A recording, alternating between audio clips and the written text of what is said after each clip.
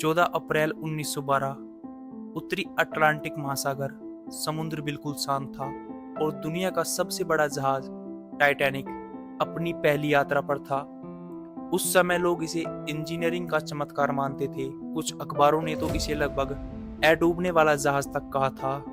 जहाज पर अमीर बिजनेसमैन थे, लेकिन उन्हें क्या पता था कि यह सफर उनका आखिरी सफर बन जाएगा। रात 11:40 पर जहाज के आगे खड़े दो निगरानी कर्मियों ने अचानक कुछ देखा। एक विशाल बर्फ का पहाड़, आइसबर्ग। उन्होंने तुरंत चेतावनी दी। क्रू ने जहाज को मोड़ने की कोशिश की, लेकिन टाइटैनिक बहुत बड़ा था, बहुत तेज था और तब तक बहुत देर हो चुकी थी।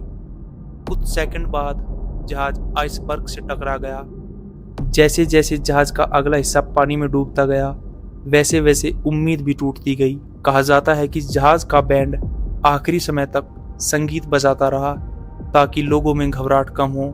सोचिए, जहाज डूब रहा है और फिर भी संगीत बज रहा है। सुबह के 2:20 पर टाइटैनिक आखिरकार दो हिस्सों में टूट गया और कुछ ही मिनटों में समुद्र की गहराइयों में गायब हो गया।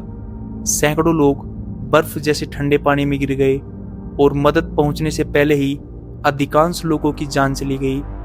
उस रात लगभग 1500 लोगों ने अपनी जान गंवाई।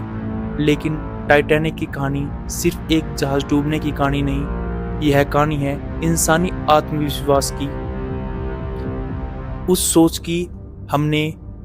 सोच की कि हमने प्रकृति को हरा दिया और फिर प्रकृति ने याद दिलाया कि आखिरी फैसला हमेशा उसका होता है।